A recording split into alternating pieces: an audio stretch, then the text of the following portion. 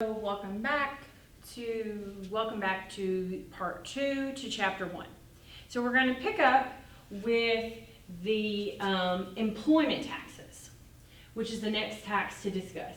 There are two types of employment taxes we're going to discuss today. The first one is FICA, and the second one is FUTA. We will talk about FUTA in a minute. So FICA are the taxes that you are familiar with. These are things that are taken out of your paycheck, like Social Security and Medicare, that kind of thing.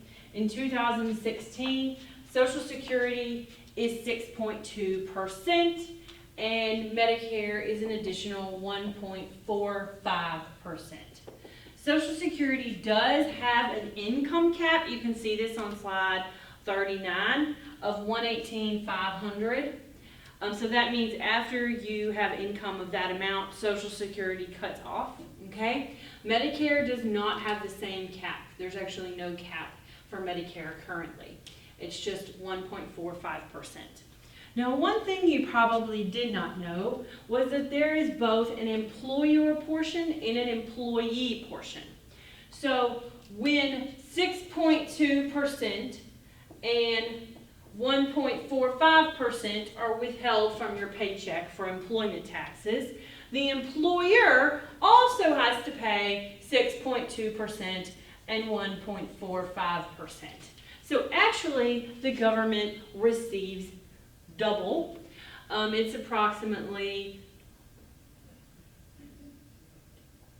15% that the government is receiving in employment taxes between both the employer and the employee. Now, what if you have someone who is self-employed? Well, if they're self-employed, I'm sure you've heard of the self-employment tax. All that means is that that person has to pay both the employer piece and the employee piece. So they are paying 15% employment taxes. Now, this is in addition to their income taxes, okay? This is separate from that. So they're paying 15% right out the gate before we even get to the income tax piece. Now, as we will talk about later, if you're self-employed, you do get to take a deduction for this piece of the pie, okay? But not for this piece. The second, one other thing I will mention, if you own your own company and your spouse works for you, you do not take these taxes out. The spouse is not subject to FICA. So if your spouse works for you, you don't have to worry about payroll taxes. What about your children? If your children are under 18, you do not pay employment taxes for them. But if they are over 18, then you have that employment tax liability. The next type of employment tax that I want to talk about is FUTA. FUTA is imposed, it's basically for unemployment. I think it stands for federal, oh gosh, I'm going to say the wrong thing.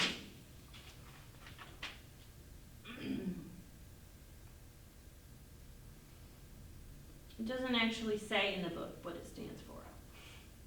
But FUTA is for unemployment. This tax is paid solely by the employer, and it is to aid the state and federal governments when employees file for unemployment. That's all it's used for, is unemployment purposes. And it's paid solely by the employer. This is a funky little tax because it is administered jointly by both the federal and the state government. To my knowledge, this is the only tax that is administered by both the federal and the state government. That means they work together to collect this tax. It's a little bit weird. So we pay our state FUTA first. So state goes in first. And then The state first, and it's taxed at 6% of the first $7,000 of wages for each employee. Then second, it goes to the federal. But an employer can potentially get a credit of up to 5.4%. So they could essentially only be paying 0.6% of $7,000 to the federal government and the rest to the state. What affects how much credit they get? There's a point system that the government uses. It's not really, doesn't go into a lot of detail in this book, but I'm sure it relates to what kind of employees you have, how many employees you have, if any of them were recently in prison, if any of them are minorities, that kind of thing. That's my understanding. But that's what this credit relates to. So again, this tax is solely paid by the employer, which is why you probably haven't heard of it, and it's called FUTA. Now let's go back to our big picture facts, which like I said are on the first page of the chapter. If you will remember, our taxpayer employed both his children to work for him. So one of his children is under 18 and the other is over 18. The one that's under 18, he does not have to pay employment taxes on her, but the one that's over 18, he does.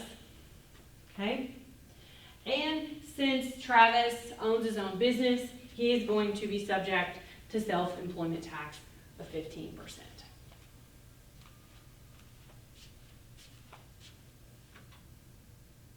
Okay, a couple other taxes that I want to mention briefly. This is on slide 44. Customs duties. So these are imported goods that are taxed. Currently the U.S. does not have a custom duty on exported goods, just on imported goods. Franchise taxes. Texas does have a franchise tax. This is a tax on businesses for the right to do business in that state. Franchise taxes are calculated differently than income taxes. The base is not the taxable income. They can be a number of different things. In Texas, they usually use gross receipts. So it's calculated differently than an income tax, and it can actually be pretty complicated to calculate it. But it's based upon the right to do business in that state. And franchise taxes are very old. They've been around a long time. The last tax I want to talk about is an occupational tax. This is taxes that are imposed on a certain profession by the state. So for example, if some of you become CPAs, you will have to pay a tax to the state licensing board every year in order to practice as a CPA. I, as an attorney, have to pay taxes to the state bar every year. This is an occupational tax. Most professions have an occupational tax, like engineers, doctors, nurses. Anytime you have to get licensed by some sort of board, you have to pay an occupational tax. To my knowledge, all states have an occupational tax. Some other examples of occupational tax is a liquor store license, taxi cab permit, etc. Those also fall under that category of an occupational tax. Okay. Now I want to talk about a couple proposed taxes that are out there, and I want to talk about them pretty quickly because quite frankly they're not real taxes. They're just some things that have been put out there for discussion. Okay? The first one is a flat tax. So a flat tax replaces our progressive rate with a single rate of 17%. So everybody, no matter how much income they have, is subject to tax at 17%. This is a proportional tax because everyone would be taxed the same. The next tax that's out there is a value-added tax, or a VAT. We are pretty much the only industrialized country left in the world that does not have a VAT, okay? VATs are really common, and what they are is basically a sales tax that is imposed at the different levels of production. So if you have a car that's being manufactured, at the time that I'm not an engineer, but at the time you are putting the engine in, a tax would be owed, and it would be owed by the manufacturer, not the consumer. At the time that the wheels are put on, another tax would be owed. At the time it's painted, another tax would be owed. So it's a tax on multiple stages of production, and it is paid by the manufacturer. In my opinion, it's only a matter of time before the VAT works its way in to the U.S. tax code. And this, the VAT is a federal tax. Okay, all these would be federal taxes. The last one that is out there, and this one has been getting a lot of news, the national sales tax. So this is a federal sales tax, and it basically is a tax on consumption. Okay. What has been proposed is 23%. You also see this called the fair tax. It's the same thing, okay? And it's the current rate that I've seen is about 23%, but it changes. So this is a federal sales tax on all purchases, and this would be in place of the income tax. That's what all these are out there for, things that are in place of the income tax. In my opinion, it's just my opinion, I think the VAT will be here, okay?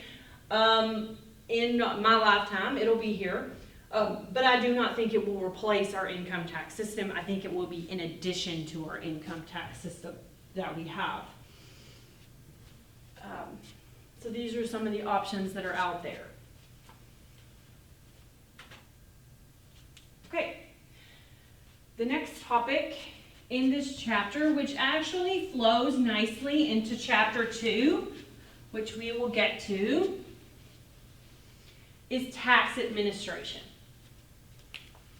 So the IRS, we've all heard of the IRS, is the enforcement branch of the Treasury Department. So they are part of the Treasury Department, and they are responsible for enforcing the tax laws, i.e. making sure people pay. They're the tax police. When they have a problem, they have an audit.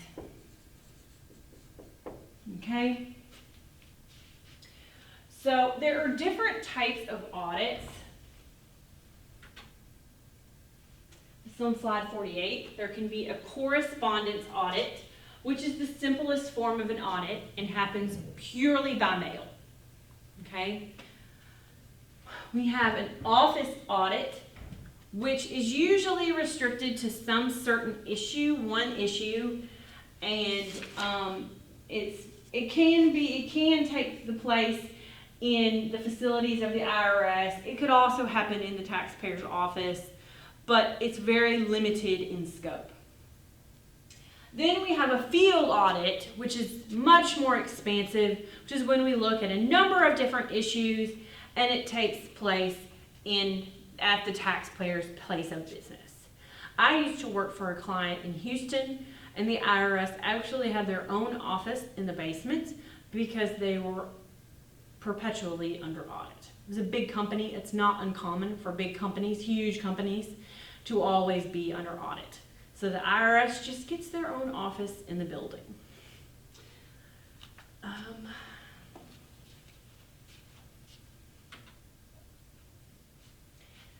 After an audit, we have what's called a revenue agent report.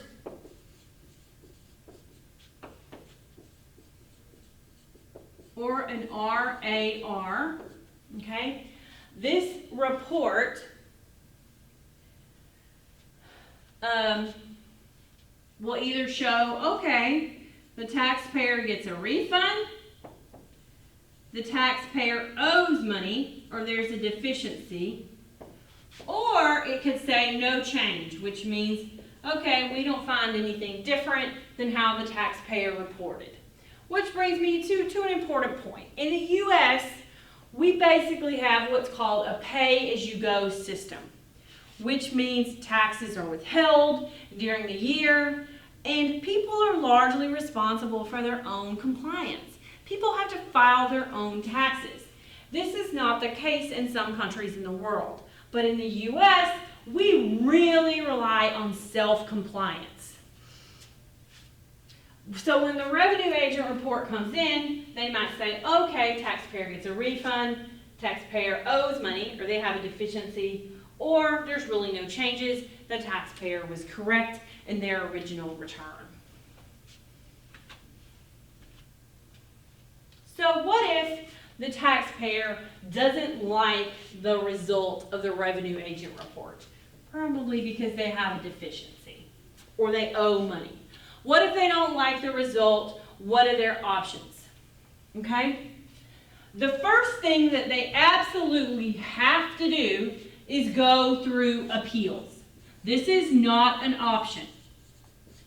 Appeals is part of the IRS. The best people in the IRS work in appeals. These are your lifelong, your career IRS people. These are the people that have the knowledge and the expertise. So the appeals division in the IRS is the first place you have to go to. You have no choice. You have to start with appeals. If you're still not happy with the result in appeals, they will give you a conclusion in appeals. If you're not happy with it, then and only then can you take it to court. Now, one thing I want to make sure I mention, since a lot of you are on the accountant or CPA track, anything above this point, an accountant can do. Okay, so long as you are a CPA, you have to be a CPA, you can do this on behalf of your taxpayer. Okay, CPAs and licensed attorneys can do this. You can go to appeals, you can make arguments, you can help them out with their RAR, etc. But once you cross down into taking it to court, only a licensed attorney can bring that case. Okay? So you'll have to turn it over to an attorney because CPAs cannot practice law. And once you get down here, it's considered practicing law. So once you go to court, you have different options on which court to go in. Okay? And in the next chapter, we're going to get into this. But you can go to tax court, if you so desire. You can go through the federal district court. And you can go through the federal court of claims. Please know all these courts are federal courts because we are talking about federal tax administration here. We're talking about federal tax problems, not state tax problems. So these are your venue for federal tax problems.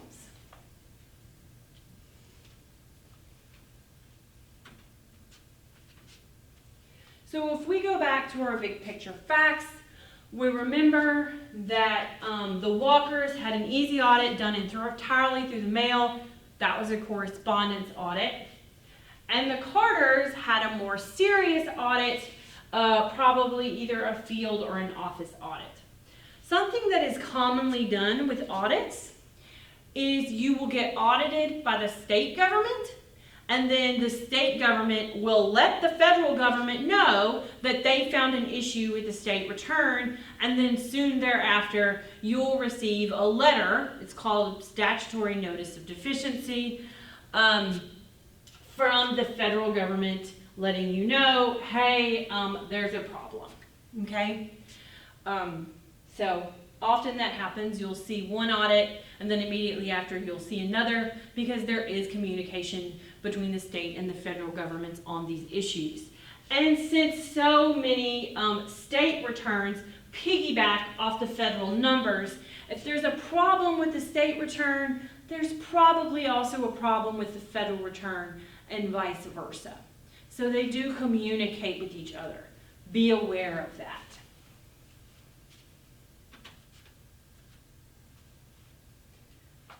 Okay, the next topic that goes along with this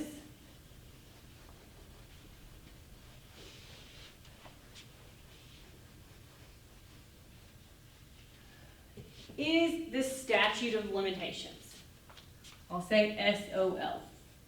The statute of limitations is the amount of time that a claim can be brought. Either a claim for refund by the taxpayer, so the taxpayer, or TP, would bring a claim for refund, and the IRS would bring a claim for deficiency. So what are the rules? Okay? There are two types of statute of limitations, one for deficiency and one for refunds. So I want to talk about deficiency first. This is the amount of time that the IRS can bring a claim. They have 3 years from the later of the due date or the filing date of the return. So for individuals, the due date of a return is usually April 15th. So if they have 3 years from the later of the due date or the filing date of the return, and they don't actually file their return, does their statute of limitations ever actually start? The answer is no, it does not. Okay? Now, what about, could they go ahead and file early? And file early, have an earlier statute of limitations ending date? No, they can't. Because remember, we use the later of the due date or the filing date for calculation of that 3-year statute of limitations. Now this is just the general rule. If there is some sort of fraud involved, the IRS actually has no statute of limitations. They can come after the taxpayer 20 years later. If there is a gross misstatement, which is 25%, okay, of gross income, then this number actually changes to 6 years. Okay? But that's the rule for a deficiency.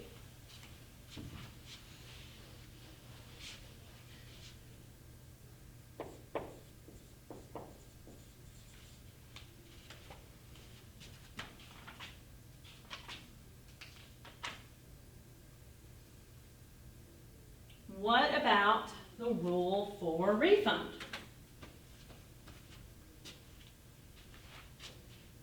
It is 3 years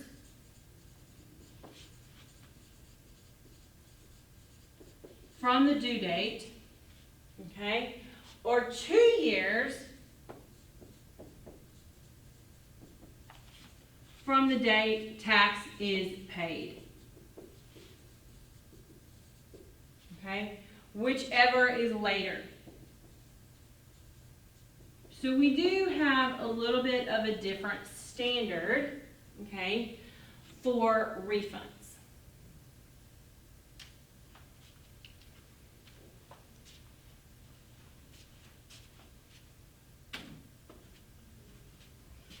Okay.